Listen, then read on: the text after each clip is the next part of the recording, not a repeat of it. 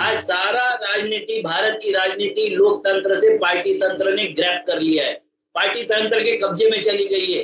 इसको अगर लोकतंत्र में लाना होगा तो लोकतंत्र को सुधारना पड़ेगा, लोगों को सुधारना पड़ेगा। हमारे मूल मुद्दे पर चर्चा करनी होगी, बनावटी मुद्दों पर चर्चा, कब्रिस्तान और शमशान पे चर्चा करके हमारा भला नहीं होगा। हार्ड हिंदुत्व का जवाब सॉफ्ट हिंदुत्व नहीं हो सकता, राष्ट्रीयत्व हो सकता है उसका जवाब।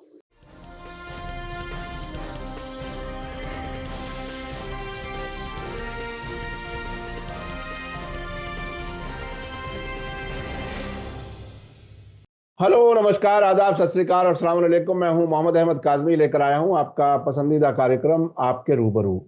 आज मंडे है और आज बहुत से अहम इश्यूज पर हम बात करेंगे, खास तौर पर उस पर जिसमें दिल्ली जहांगीरपुरी में मुसलमानों और हिंदुओं ने दोनों ने मिलकर एक तिरंगा यात्रा निकाली है, आपस में अमन कमेटियां बनाई हैं। ये एक बहुत ही अच्छा डेवलपमेंट है, कम से कम उन लोगों के उस कोशिश के खिलाफ जो हमेशा नफरत को बेचना चाहते हैं, नफरत बढ़ाना चाहते हैं।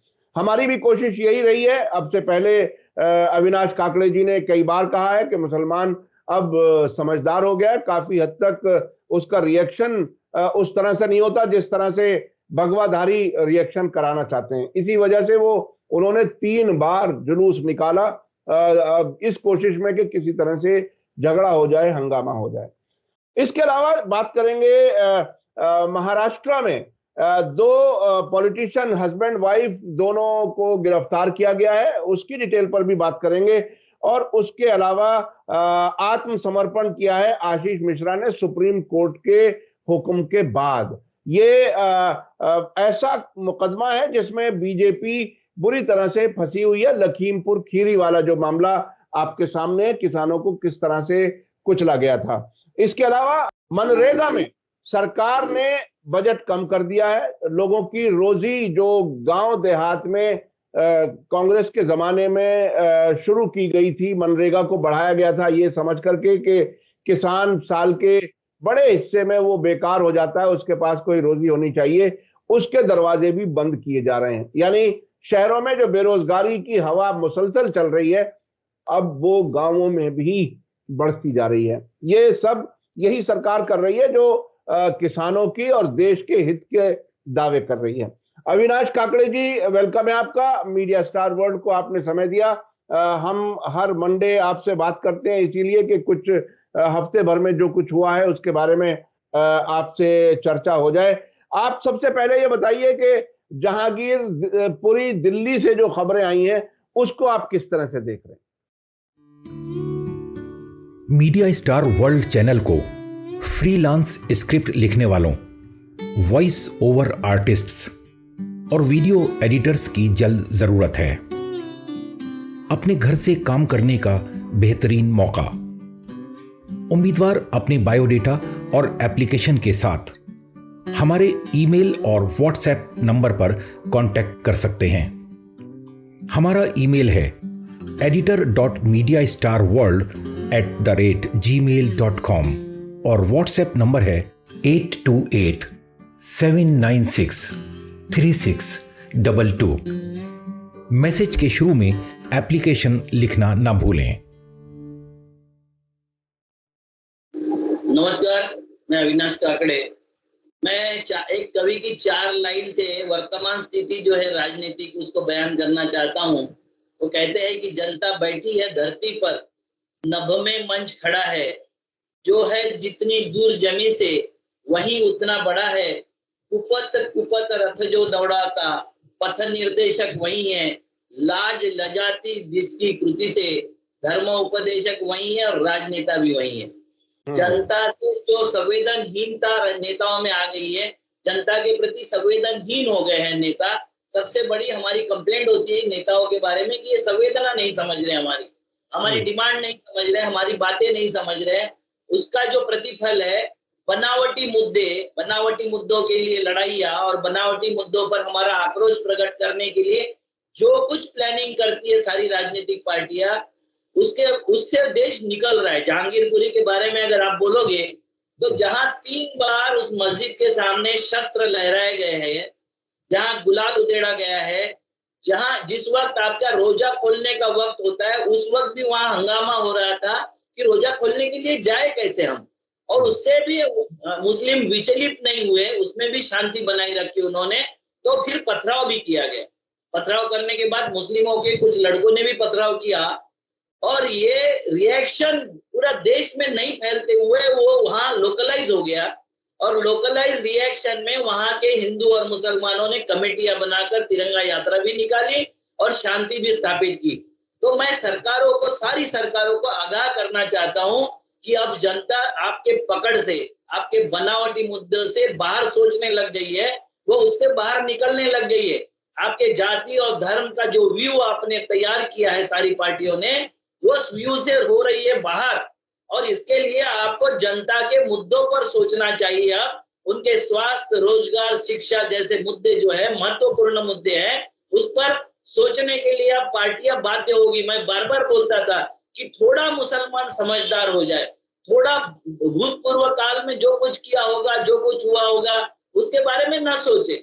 बहाउद्दीन जी भी बोलते थे यहाँ, जो जिनको गांधीवादी मुस्लिम कहा जाता था, उन्होंने कहा था कि हमारा आदर्श औरंगजेब नहीं हो सकता, हमारा आदर्श अगर कोई होगा तो हमारे अब्दुल कलाम जी होंगे। ये यहाँ के जो लोग हैं, उस तरीके के जो रिएक्ट करने वाले लोग हैं, हमारा जीना आदर्श नहीं हो सकता।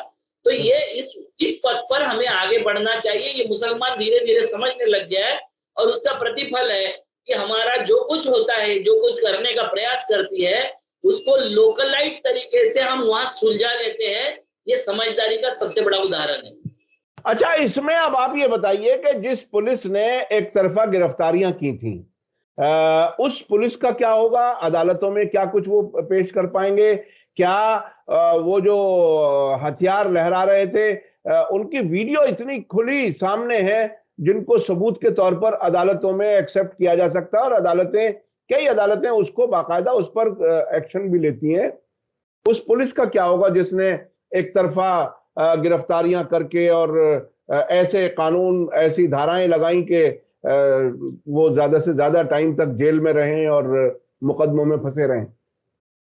अभी मैं आपको एक बात बता देता हूँ कि अभी जो बुलडोजर से तोड़ा गया, मध्य प्रदेश के कुछ वकील कोर्ट में गए, अब बाप बाप कर रहे, आईएएस और आईपीएस अफसर वहां के बाप बाप कर रहे, क्योंकि उनको पता है ये हमारे ऊपर आएगी और इसमें नेता हमारा कोई संरक्षण नहीं कर सकता। तो पूरा विश्वास रखना चाहिए, मुसलमानों को भी कोर्ट पे विश्वास रखना चाहिए। कोर्ट में पार्शलिटी होती है, चेहरा देख के और जाति और धर्म देख के कुछ कोर्टों में न्याय और अन्याय होता है, मगर इसका मतलब ये नहीं है कि भैया हत्या तो हो रही है, फिर हत्या का कानून क्यों चाहिए, बलात्कार हो रहा है तो बलात्कार का कानून क्यों चाहिए? नहीं, खामियां हो सकती है उसमें, मगर उसमें हमको न्याय भी लेने का पूरा प्रयास करना चाहिए। मुसलमान सब अल्लाह पे छोड़ देने से नहीं होगा। अल्लाह ने आपको बुद्धि दी है, अल्लाह ने आपको अकल दी है, और बोला है कि तुम तुम्हारी जिंदगी तुम्हारे तरीके से जियो, हमने बताया उस रास्ते पर जियो और उस रास्ते पर अपनी अकल लगाओ, ये तो बोला ही है ना। तो हमें अपने कोर्ट, हमें अपने जो प्रशासन, इन सब से उसी तरीके से, कानूनन तरीके से डील करना सीखना चाहिए, जो भाग्य से अभी लोग सीख रहे हैं, बहुत सारे लोग सीख रहे हैं, मुसलमान भी आगे आ रहे हैं। और नेता जो भड़काते हैं, धर्म के नाम से भड़काते हैं, चाहे बड़े बड़े नेता हो, उनसे थोड़ी दूरी बनानी चाहिए, ये बहुत जरूरी है। देखो, मैं आपको एक बात बताता हूँ, बैंक तो चाहती है कि हर वक्त आप पे कर्जा बना रहे, बढ़ता रहे, तो बैंक चाहती है, उनका धंधा है वो। उसी तरीके से फार्मास्यूटिकल इंडस्ट्री चाहती है कि बीमारी फैलती रहे। उन्होंने पहले आपके फूड पर कब्जा किया, फूड पर कब्जा करके आपके जमीनों पर कब्जा किया। जब जमीन आपकी बीमार हो गई तो आपकी फसल बीमार हो गई, और फसल बीमार हुई तो आप बीमार हो गए, क्योंकि फसल तो वही खाओगे आप, तो आपको बीमारियां होने लगी। फार्मास्यूटिकल कंपनी ये चाहती है कि आप बीमार बने रहो, शस्त्र निर्माण वाली कंपनियां चाहती है कि आप युद्ध में लगे रहो। आपने मध्य एशिया देखा होगा, सबको उचकाते रहते, और सबके पास शस्त्र कहाँ के मिलते हैं? तो रशिया के मिलेंगे, फ्रांस के मिलेंगे, लंदन के मिलेंगे, यूएस के मिलेंगे। ये बर्बाद हो रहे हैं, और अमेरिकन इकोनॉमी बूम करती है, रशियन इकोनॉमी को बूम मिलता है, फ्रांस की इकोनॉमी। इसको समझने की जरूरत है कि वो चाहते क्या है। वो चाहते वैसा अगर हम करें, हमारा रिमोट अगर उनके हाथ में दे दे, मतलब अमेरिका के लोगों को ये पता हो गया कि मुसलमानों का रिमोट क्या है, तो कुरान के साथ छेड़छाड़ कर दो, मोहम्मद साहब के साथ छेड़छाड़ कर दो, अल्लाह मियाँ के बारे में कुछ बोल दो, तो ये तुरंत रिएक्ट हो जाते। मतलब भरे पूरे थाली पर बैठा हुआ मुसलमान भी रिएक्ट करने लग जाता है। वो ये नहीं सोचता है कि भैया ये उन्होंने उसकाया है। जिस मोहम्मद साहब की तस्वीर नहीं है और उनकी मूर्ति नहीं है, उन मोहम्मद साहब का कार्टून कैसे बन सकता है भाई? और किसी का भी कार्टून बना दे तो आप रिएक्ट कर जाओगे। वो तो चाहते हैं कि आप ऐसा करो, उनका आपका रिमोट कंट्रोल उनके हाथ में हो, तो इससे हमको बचना चाहिए। मीडिया चाहता है कि सत्य से बचाया जाए, लोगों को सत्य पता ना हो, ये मीडिया चाहता है। और ये सबको कानूनन जामा पहनाया जाए, ये सब दुनिया की सरकारें चाह रही है आज कि आपको सत्य पता ना चले, सत्य के साथ आप ना चले, और आप जो बनावटी वो जो चाहते उस तरीके के मुद्दों पर रिएक्शन देते रहो, और ये रिएक्शन के साथ में आप चलते रहो। ये चाहता है पूरा सारा प्रशासन, शासन। तो ये इससे हमको जागरूक होना पड़ेगा और इसके बारे में सोचना पड़ेगा। ये बहुत ही अहम बात है कि रिएक्शन करने से हम बचें, और वो जो दुनिया भर में हथियार बेचने वाले लोग हैं वो उकसाते हैं, भड़काते हैं, और वो एक तरह से हमारी थाली ही छीन करके ले जाते हैं। चूंकि ऐसे वक्त में जबकि दुनिया भर में, बल्कि हमारे यहाँ भारत में जितनी बेरोजगारी है, जितनी मुसीबतें हैं, महंगाई है, उसके बाद भी हथियार खरीदने और हथियार बेचने की बात न सिर्फ भारत में हो रही है बल्कि पूरी दुनिया में वो हथियार बेचने का कारोबार कर रहे हैं। अच्छा, मैं अब चलता हूं उत्तर प्रदेश की तरफ, जहां सुप्रीम कोर्ट को दखल देना पड़ा आशीष मिश्रा को वापस से गिरफ्तार कराने के लिए।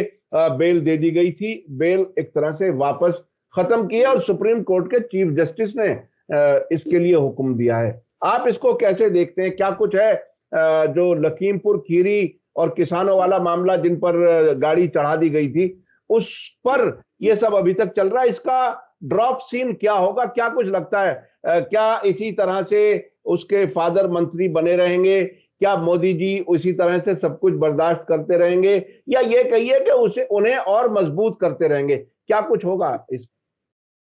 देखो, मिश्रा जी का तो उपयोगिता समाप्त हो गई। उपयोगिता यूपी के इलेक्शन में थी। वो उपयोगिता ये थी कि इनके राज में, उत्तर प्रदेश के राज में बहुत सारे ब्राह्मणों को एनकाउंटर में मारा गया।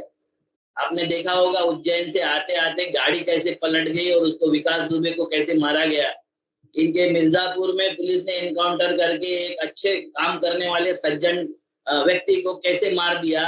जगह जगह मॉब लिंचिंग में भी, और ये गाय चराने वाले और पशु का काम करने वाले ब्राह्मणों को भी किस तरीके से मारा गया। तो कोई ये ना समझे कि कोई सरकार किसी जाति की होती है या किसी धर्म की होती है, वो सत्ता की होती है। और सत्ता जिस बात से उन्हें सत्ता प्राप्त होगी वही बात वो सरकारें करती है। उनको लगा कि ये नाराज ब्राह्मण फिर दोबारा आशीष मिश्रा को हमने अगर जेल से नहीं छुड़ाया तो ये नाराज होके हमारे ऊपर रिएक्ट करेगी। ब्राह्मण उस वक्त सोच भी रहा था, उसको लग रहा था कि हमें दूसरा पर्याय अगर मिले तो हम बीजेपी को वोट नहीं देंगे, क्योंकि वो ठाकुर राज से त्रस्त हो गए थे। मगर सवाल ये कि अब जब उनको लगा कि नहीं, आशीष मिश्रा को तो बचाया गया है, ये बचा रहे हैं, हमारे मंत्री को भी इस्तीफा देने नहीं लगाया है, तो उसके बाद उन्होंने भर भर के वोट दिया। मतलब जहां लखीमपुर में किसानों के गाड़ी से रौंद के हत्या की गई और वहां 8 की 8 सीटें बीजेपी जीत गई। मतलब ये था कि ये किसान कम्युनिटी के विरोध में बाकी सारी कम्युनिटियां पोलराइज करने के लिए उसका उपयोग किया गया। अब उपयोगिता समाप्त हो गई है। अब उनका क्या करना है क्या नहीं करना है वो लोग तय करेंगे, उनकी पार्टी तय करेगी। मगर हर एक बात, हर एक जाति को, धर्म को ये समझने की जरूरत है आज कि आपकी उपयोगिता उनके वोटों के लिए होती है। सारी पार्टियां इसी बात तरीके से आपके साथ चलती है, आपके साथ बिहेव करती है। आप जब भी कुछ मांगो तो वो पार्टियां आपको देशद्रोही करार देने में 1 मिनट भी नहीं लगाएगी, आपको राष्ट्र विरोधी बताने में 1 मिनट भी नहीं लगाएगी, चाहे आप किसी भी जाति और धर्म के लोग हो, आपको ये नहीं करेगी। तो ये इसमें जो आपने इशारा किया कि निशाना सिर्फ मुसलमान नहीं है बल्कि और लोग भी निशाना हैं, ये बात उभर के आती है आपकी इस बात से।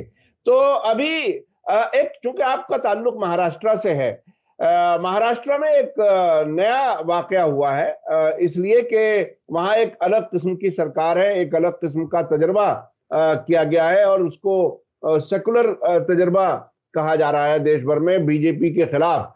अब वहां एक दंपत्ति जो पॉलिटिशियंस हैं उन नवनीत हाँ, राणा और रवि राणा, जी जी, उनके उनके खिलाफ मुकदमा है और एनएसए, नेशनल सिक्योरिटी एक्ट उनके खिलाफ लगाया गया है। आप वहां के ये नई किस्म की जो बात आई है सामने, इसे आप किस तरह से देख रहे हैं, क्या कुछ है? चूंकि अब तक यूएपीए लगाने में बीजेपी बहुत आगे आगे थी, हर एक पर यूएपीए मिनटों में लगा दिया जाता था। जो टेररिस्ट वाला कानून है वो किसी पर भी लगा दिया गया, शक की बुनियाद पर। दिल्ली में कितने लोगों पर लगा है जो आज तक जेल में चल रहे हैं। अब ये महाराष्ट्र में जो कुछ हो रहा है वो क्या है? देखो, पूरे देश में पॉलिटिकल गैंग वॉर शुरू हो गया है हर जगह। आपने पहले देखा होगा डीएमके और एआईडीएमके जिस तरीके से राजनीतिक दुश्मन समझते थे। हम देश में जो अपोजिशन की पार्टी होती है उसको विरोधी पार्टी कहते हैं, दुश्मन पार्टी नहीं कहते। देश में जो विरोध में होते हैं उनको विरोधी यानी पार्टी के सांसद या एमएलए कहा जाता है, नेता कहा जाता है। ये जो नया एरा पैदा किया गया है 5-7 साल से, वो उसको दुश्मन समझने लग गया। कॉन्सेंसस से चलता है लोकतंत्र। लोकतंत्र को चलाने के लिए सबकी सहमति जरूरी होती है, मगर आम सहमति बनाना, जैसे हमारा देश का पहला मंत्रिमंडल बनाया था तो उसमें श्यामा प्रसाद मुखर्जी, डॉक्टर बाबा साहब आम्बेडकर से सब लोग उसमें शामिल थे। जितने लोग कांग्रेस विरोधी थे, कांग्रेस समर्थक थे और कांग्रेस के साथ नहीं थे, ऐसे लोग शामिल थे। ये बताने का प्रयास कर रहे थे उस वक्त नेहरू जी कि हमारा देश इस तरीके से चलेगा।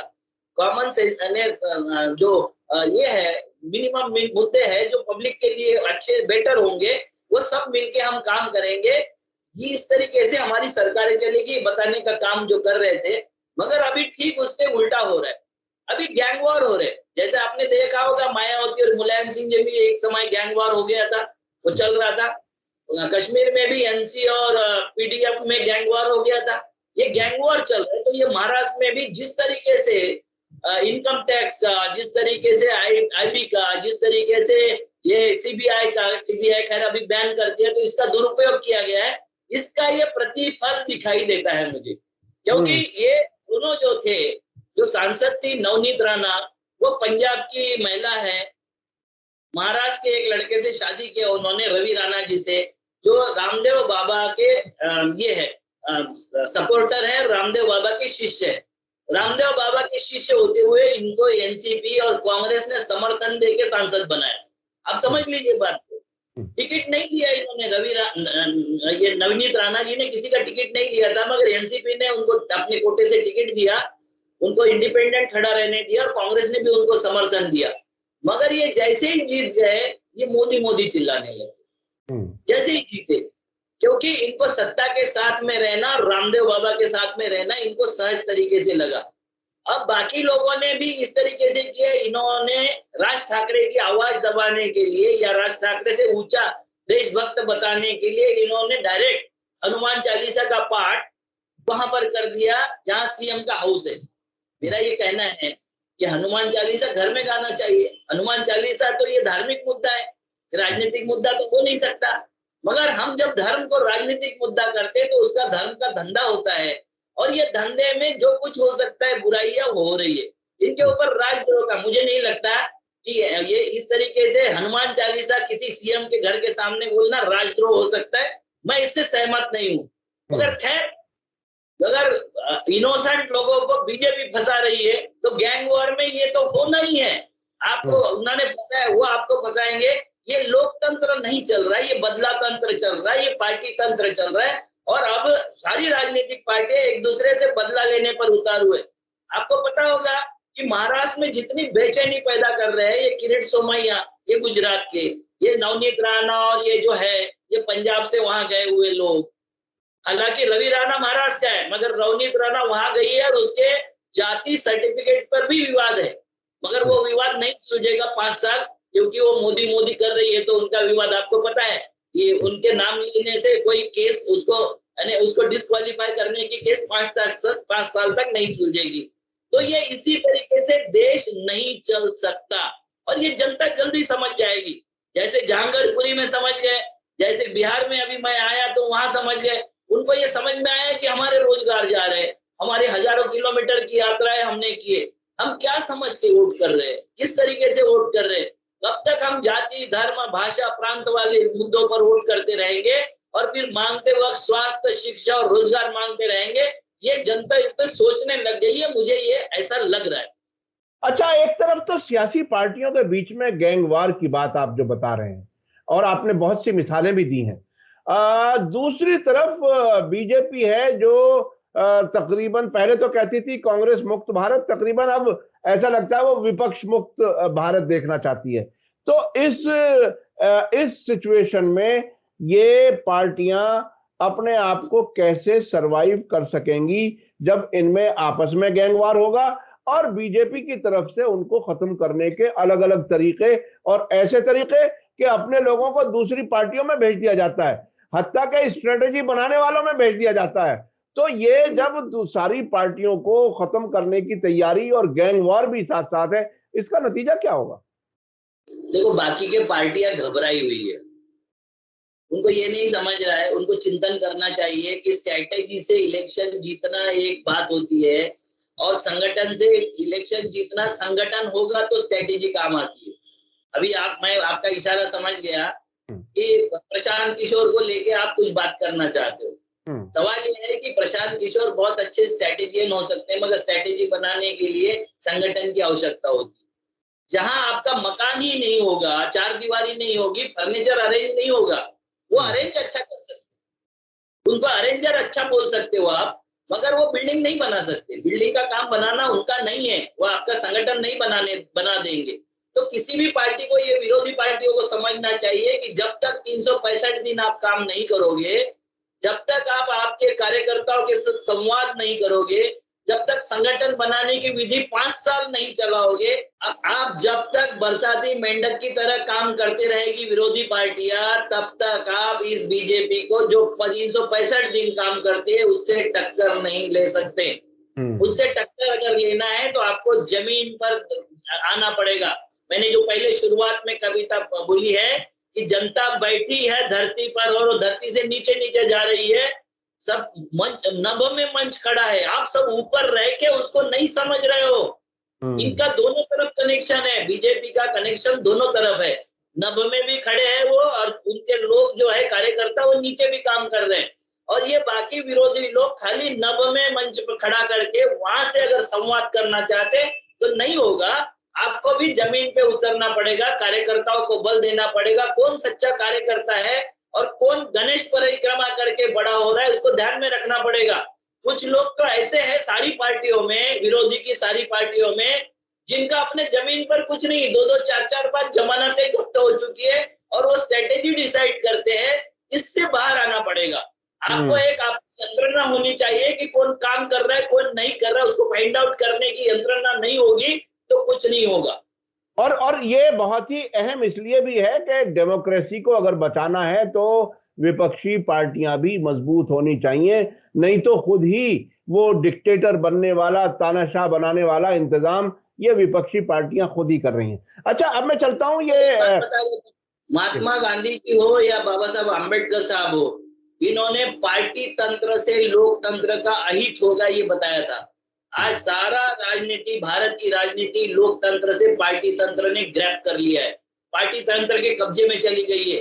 इसको अगर लोकतंत्र में लाना होगा तो लोकतंत्र को सुधारना पड़ेगा, लोगों को सुधारना पड़ेगा। हमारे मूल मुद्दे पर चर्चा करनी होगी, बनावटी मुद्दों पर चर्चा, कब्रिस्तान और शमशान पे चर्चा करके हमारा भला नहीं होगा। ये बात बहुत ही अहम है, क्योंकि जिस तरह से बीजेपी सिर्फ और सिर्फ इलेक्शन जीतने के लिए काम करती है, वो प्रजातंत्र से पार्टी तंत्र की तरफ ही जाने की बात है, जिसमें 12 महीने सिर्फ इलेक्शन जीतने के लिए स्ट्रेटेजी होती है। हार्ड हिंदुत्व का जवाब सॉफ्ट हिंदुत्व नहीं हो सकता, राष्ट्रीयत्व हो सकता है उसका जवाब।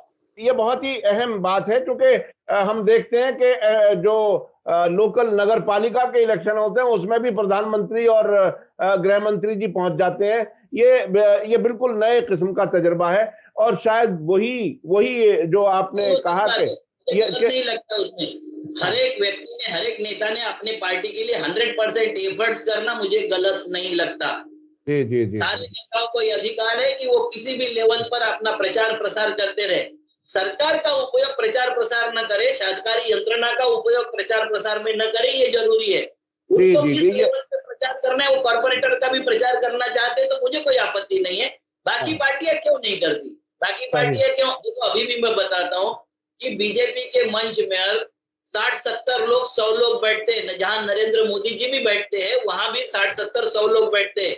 और बाकी लोगों को इतना थ्रेट है, लाइव थ्रेट है कि राजीव गांधी जी की सभा हो, सोनिया जी की सभा हो या बाकी नेताओं की सभा हो, जिनको बोलते हैं कि लाइव थ्रेट है, वो 5 लोगों की कुर्सियां लगा के वहां बैठते हैं। तो जनता से तोड़ने का जो प्रयास किया जा रहा है, उसको उन्हीं लोगों को समझना पड़ेगा कि ऐसा नहीं चलेगा। आप भी पूरा मंच सजाकर जनता के बीच में बैठिए, जनता की बात सुनिए, अपने कार्यकर्ताओं की बात सुनिए, जरूरी है। ये बहुत ही अहम है, क्योंकि मंच पर अगर सभी सतह के लीडर होंगे तो उनसे जुड़े हुए लोग भी और ज्यादा बेहतर अंदाज में जुड़ेंगे पार्टी से। ये बहुत ही अहम बात आपने बताई है। अच्छा, अब मैं आखिर में जरा कम वक्त रह गया, लेकिन आपसे मैं इसमें जो मनरेगा वाले मामले में जो कुछ तब्दीलियां हो रही हैं, आखिर क्या कुछ है? गांव में भी बेरोजगारी का इंतजाम बाकायदा किया जा रहा है, ऐसा ऐसा कुछ लगता है? आप क्या, आपके पास क्या आंकड़े हैं, क्या कुछ है इसके बारे में? ये इन्होंने तो पहले ही मनरेगा के इसमें आपको बता देता हूँ कि 78,000 करोड़ का बजट इस वक्त 73,000 करोड़ कर दिया। ये बोलते हैं कि जीएसटी में रिकॉर्ड हमारा इनकम हुआ है। कंपनियां बेच बेच के भी पैसे बहुत आ रहे हैं। रिजर्व बैंक से भी एक्स्ट्रा मनी ड्रॉ कर लिया है। फिर भी मनरेगा के मजदूरों का 4,060 करोड़ रुपया बकाया है। क्यों बकाया है? वो तो डेली वेजेस के लोग हैं। एक हम्म तरफ आप महंगाई भत्ता और पेमेंट बढ़ा रहे हो सरकारी नौकरों का। जो परमानेंट नौकर है उनके पास में पैसा है नहीं है, उनको महंगाई हो रही है। और मनरेगा वाले जो डेली वेजेस के लोग हैं, हाथ पर लाना और तवे पर खाने वाले लोग हैं, उनका 6,060 करोड़ रुपए बकाया आपने क्यों रखा? क्योंकि इनके प्रायोरिटी में, पार्टियों के प्रायोरिटी में कभी भी गरीब नहीं रहा। जैसे जैसे धर्म के लिए भिखारी आवश्यक होते हैं, क्योंकि धर्म, अगर भिखारी नहीं रहेंगे तो दान किसको दोगे? दान नहीं दोगे तो आप पाप पुण्य की कैसे पूर्ति करोगे? पुण्य कैसे प्राप्त करोगे? वैसे अगर राजनीति में गरीब नहीं रहे, चाहे कितने भी नारे गरीबी के हटाने के दे दो या मत दो, मगर गरीबी रखना और गरीब रखना जरूरी है। क्योंकि गरीब नहीं रहेंगे तो वोट कौन देंगे? जैसे हम्म भिखारी नहीं रहेंगे तो पुण्य कौन देगा, वैसे गरीब नहीं रहेंगे तो वोट कौन देंगे? ये जो फिलॉसफी पार्टियों की फिलॉसफी है, लोकतंत्र की फिलॉसफी नहीं है। लोकतंत्र का सटीक और विकास का सटीक अगर किसी ने जवाब दिया होगा तो महात्मा गांधी जी ने दिया था। उन्होंने बोला था कि अंतिम आदमी की क्रय शक्ति बढ़ना मतलब विकास। उस अंतिम आदमी के पास में जब पैसा नहीं जा रहा है तो हमारा देश किसी उल्टी दिशा में दौड़ रहा है, ये समझने की जरूरत है। ये बहुत ही अहम है, ये जो उल्टी दिशा में जाने की बात है। और अब जिस तरह से देश भर में क्राइम बढ़ रहा है बेरोजगारी की वजह से और महंगाई की वजह से, ये बहुत ही अनबिलीवेबल है। बहुत से लोग तो इस बात के लिए कह रहे हैं कि श्रीलंका जैसी हालत हो सकती है। कुछ अफ्रीका के मुल्कों की भी मिसाल देते हैं कि ऐसी हालत हो सकती है। डर लगता है कि अगर जब जब 300 रुपए किलो नींबू मिलेगा। मैं कल सब्जी लेने गया तो उसने कहा कि सब 10 रुपए वाला नींबू भी है और 20 रुपए वाला भी है।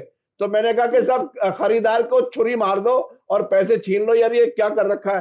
तो ये खैर, मैं ये बात कर रहा हूं कि आम आदमी क्या कैसे जिए, फिर क्या मैं कुछ। बोलता हूँ आदमी साहब, फिर मैं बोलता हूँ कि हाँ। 10 रुपए 20 रुपए के नींबू के लिए आप रोते हो, 150 रुपए डीजल और पेट्रोल होते जा रहा है, उस पे नहीं रोते हो।